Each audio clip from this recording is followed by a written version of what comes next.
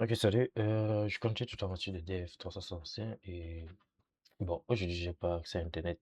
Donc, si tu vois cette vidéo, c'est que j'ai partagé mon Wi-Fi.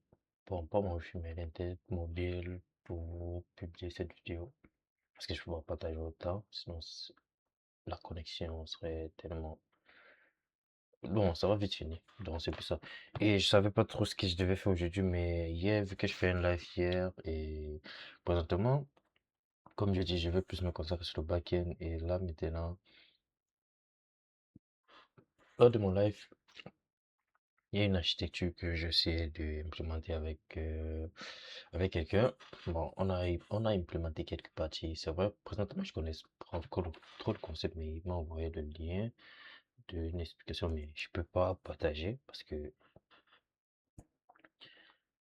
comme je dis, j'ai internet mobile, mais pas mon Wi-Fi. Je sais pas pourquoi, mais là, je dois régler le problème. Mais ça serait peut-être d'ici.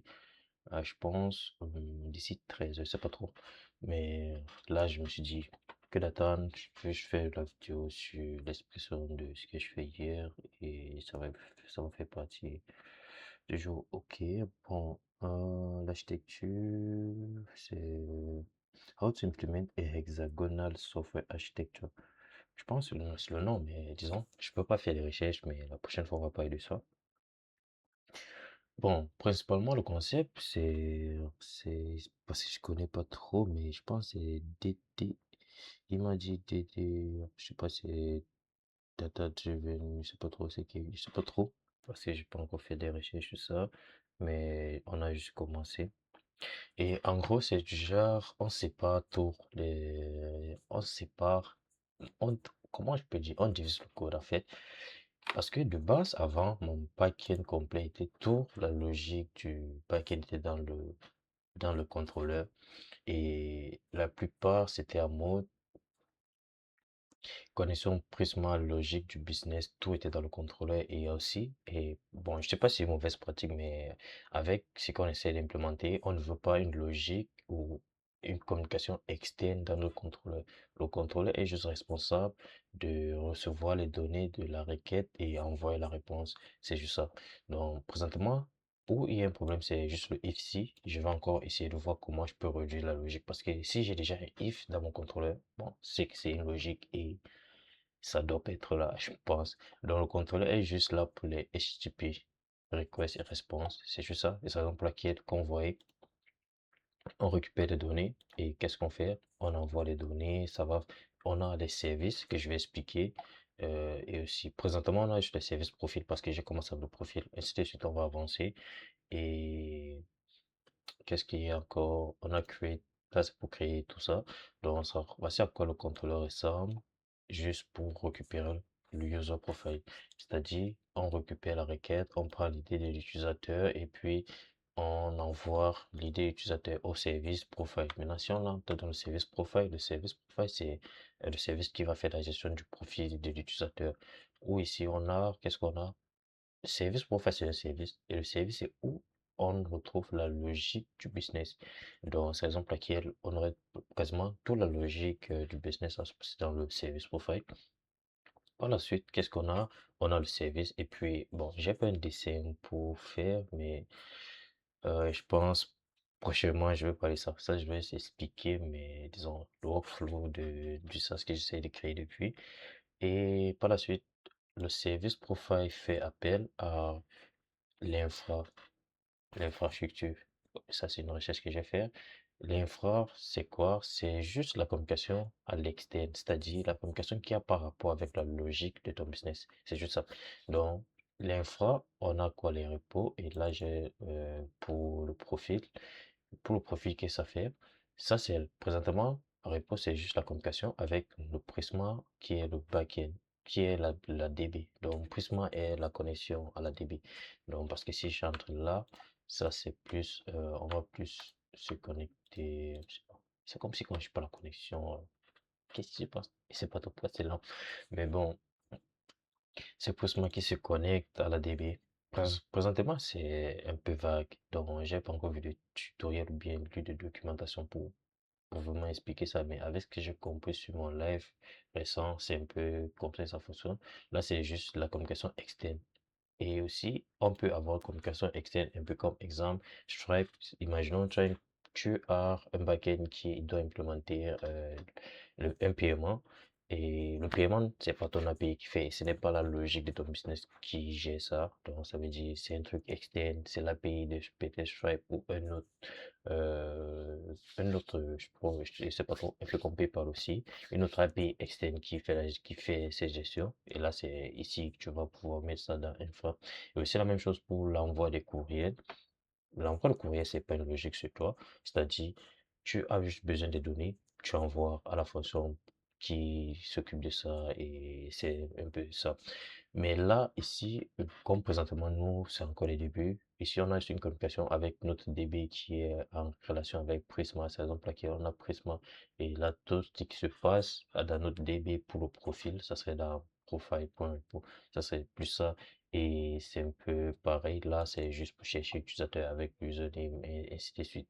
Et aussi, la bonne pratique, ça serait pas d'exporter tout le repo. Pareil pour le service un à un. Ça serait bien de créer un objet comme ça, profil repo, comme ça serait plus facile pour toi, ça serait plus lisible. Ça, c'est un truc que j'ai vu avec GBTCI. Parce que moi, au début, je faisais un export de tout, mais j'avais du mal à savoir, en lisant le code, qu'est-ce qui est un service et qu'est-ce qui est un infra et qu'est-ce qui est donc un peu de ça. Mais comme on voit, exemple, un peu ici, là, c'est le repos. Si on vient d'un service, pareil, on a juste ça et puis on utilise le repo de profil et on sait que dans profil, on a plusieurs fonctions. Par exemple, si quelqu'un lit le code, il va exactement voir que ça a rapport avec le profil. Maintenant, si je viens dans mon contrôleur, ça c'est, comme j'ai dit, le contrôleur fait appel au service. Et le service est toujours indépendant du contrôleur. Bon, pas du contrôleur, mais du repo. Parce que pour faire les tests, vu que le service est où tu as la logique de ton business, tu peux faire des tests sans faire une requête. HTTP. Donc, tu peux juste envoyer le paramètre que ça a besoin et c'est ça. Et c'est la raison pour laquelle, comme j'ai dit, lorsqu'on fait un export, tu crées un objet et puis tu mets toutes les fonctions là-dedans. Comme ça, lorsque tu vas utiliser ça, ça c'est déjà profile service.get profile user. Ça veut dire que je vais peut-être je dois effacer ça comme ça, on sait déjà que c'est Profile Service. On n'a plus besoin de préciser Profile Service. Parce que j'avais laissé Service parce que de base, je n'avais pas implémenté cette logique. Mais après quelques recherches, j'ai vu que c'est quand même ça. Donc, ça veut dire, on sait déjà que c'est Profile Service. On n'a plus besoin de préciser Profile Service. On donne juste le nom de la fonction. Là, on va juste barrer ici. Donc, c'est un peu ça. Je sais pas si j'ai une autre place encore. Donc, c'est ça. Ici, on va venir là, on va barrer, on sauvegarde. Par la suite, on va aller dans service et puis dans service, on va aller vers le nom. Comme ça, on sait déjà que, vu qu'on a profile service, on sait déjà que c'est ça le nom. Donc, on n'aurait plus besoin de préciser ça directement. Là, donc, on va se barrer ça comme ça et ça serait plus pratique. Donc, donc c'est un peu ça. Et ça, c'est juste, j'ai oublié le thème, mais disons, prochainement, je vais plus parler de ça. Et je sais pas si j'ai manqué quelque chose. Bon, c'est un peu tout pour l'instant, c'est ça. Et présentement, je sais comment structurer mes dossiers. Donc, c'est plus ça. Mais disons, c'est quand même un peu l'approche. C'est un peu l'approche de mon back-end que j'essaie de faire pour que ça soit plus, bon, pas quasiment parfait, mais un peu clean, c'est-à-dire, parce que ça, c'est un projet que disons, durant tout mon apprentissage, c'est le projet que je veux plus travailler sur ça. Donc, c'est pour ça. C'est raison pour laquelle je dois faut que ça soit lisible comme ça. Si je, peut-être, je travaille pas pour ça, et je travaille pas sur ça pendant 2 semaines, je peux revenir après, je peux quand même connaître où je suis. Et en même temps, j'ai aussi une to-do dans mon repo où j'ai projet, où j'ai listé tout ce que j'ai fait et tout ce qui sont en cours et tout ce que je veux faire. Donc, c'est que ça. La logique, c'est déjà, comme j'ai dit au contrôleur, c'est ça qui gère les requêtes, ça récupère des données, c'est tout ce qui est rapport avec les requêtes. La logique ne doit pas être ça veut dire que dans les normes, je dois même pas avoir un if, je dois plutôt avoir, je ne dois même pas avoir ça. Ça là doit être dans la logique, c'est-à-dire ça doit être dans le service. Et c'est le service qui doit gérer ça comme ça. s'il y a une erreur, ça va trop une erreur et ça va peut-être donner un message d'erreur. Donc, c'est un peu ça. Donc, c'est ça qui me manque sur l'approche que c'est de faire. Donc, ce que je dois maintenant faire, c'est au niveau des IFSI, je dois trouver comment je peux implémenter ça dans le service pour envoyer les données comme ça, c'est-à-dire le message d'erreur. Comme ça, le front-end peut récupérer ça. Donc, je pense que c'est ça qui manque. Mais comme j'ai dit, ça, c'est une approche que c'est de faire. Et aussi, comme on conseille, c'est quand même bien. Et donc, c'est un peu ça.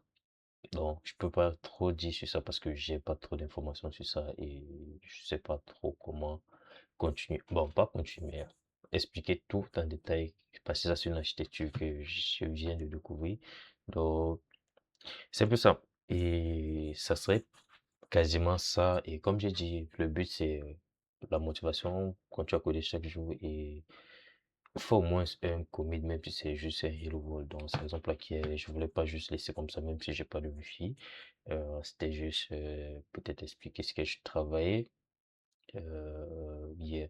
Le live est toujours là pour ceux qui sont intéressés parce que c'était quasiment c'était 5 heures de live juste pour ça parce que le début était quand même compliqué. Non, c'est ça. Et je disais déjà que c'est tout pour cette vidéo. Je vais faire le commit, mais je sais pas trop quel message je vais mettre, mais ça serait peut-être mon commit d'aujourd'hui, vu que j'ai structuré et j'ai fait des tests. Ça a fonctionné. Donc, le vidéo c'était juste pour l'explication. Donc, c'est un peu ça. Désolé. Et on s'est dit à très bientôt pour une autre vidéo.